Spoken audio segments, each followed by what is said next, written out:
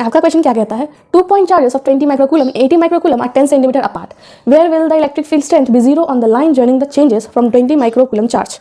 ये रहे आपके ऑप्शंस. ओके, तो हमें क्या बोला है, यहाँ पे हमारा एक चार्ज है सपोज Q1 और ये हो गया हमारा Q2, ठीक है, और इनके बीच का डिस्टेंस देखो यहाँ पे दिया हुआ है, एक 20 माइक्रोकूलम का चार्ज है, दूसरा चार्ज है हमारा 80 माइक्रोकूलम.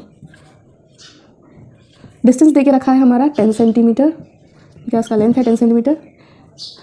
तो इलेक्ट्रिक फील्ड यहाँ पे किसी एक पॉइंट पे जो है इलेक्ट्रिक फील्ड हमारा जो इक्विलिब्रियम होगा वहाँ पे 0 होगा, ठीक है. सपोज मान लेते हैं ये है, तो उसका डिस्टेंस क्या होगा फ्रॉम 20 माइक्रोकूलम यहाँ से, वो हमें क्वेश्चन में पूछा है. तो इसका हम मान लेते हैं इलेक्ट्रिक एक्स, यहाँ पे हमारा मान लेते हैं यहाँ पे 0 होगा, ठीक है. आप लोग को शॉर्टकट का एक फॉर्मूला ट्रिक पता ही होगा, डायरेक्टली फॉर्मूला यूज़ कीजिए, वैल्यूज पुट करो और निकालो, ठीक है. आप लोग को पता है कि x is equals to, that is distance निकालना है from the smaller charge, that is √Q1 divided by √Q2 plus √Q1, that is whole into length.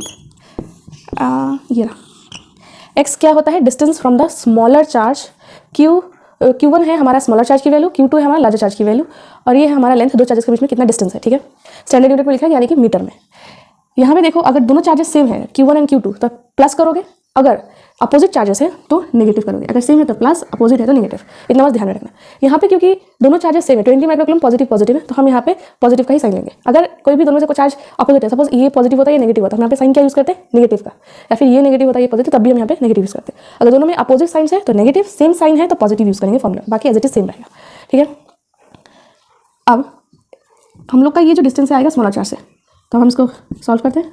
Q1 की हमारी क्या वैल्यू है, smaller, Q1 is smaller charge, तो आएगा कौन सा smaller charge, this is 20 microcoulomb, that is divided by √2,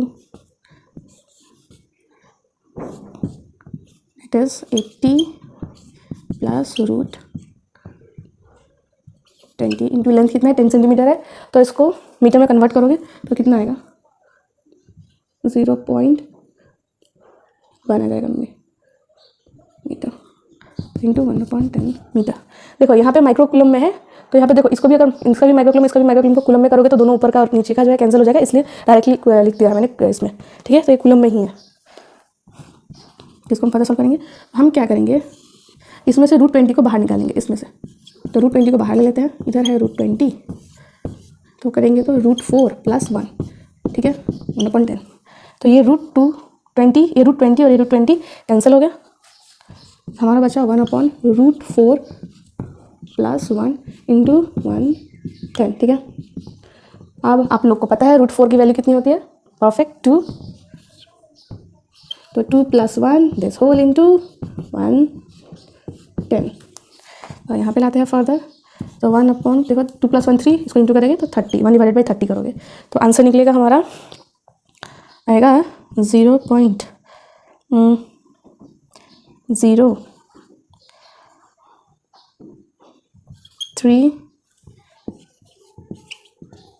3 something करके metre में हमारा आंसर आएगा. तो अब आंसर चेक करते हैं. तो देखिए इसमें देखो यहाँ पे मिस्टेक मत करना, देखना 0.03 है, तो हमारा आंसर ये होगा सी. देखो इसकी हमने शॉर्टकट मेथड से किया है. लॉन्ग मेथड से ये था कि इधर की इक्वेशन को हम निकालते हैं डिस्टेंस यहाँ से, और यहाँ से डिस्टेंस को निकालते हैं, दोनों को इक्वेशन को बैलेंस करते हैं और सॉल्व करते हैं, पर उसमें तुम्हारा टाइम जो कंजम्पशन है वो बहुत ज़्यादा होता है, इसलिए इस मेथड को यूज़ करो, टाइम सेव होगा. तो इसके साथ हमारा आंसर होता है सी.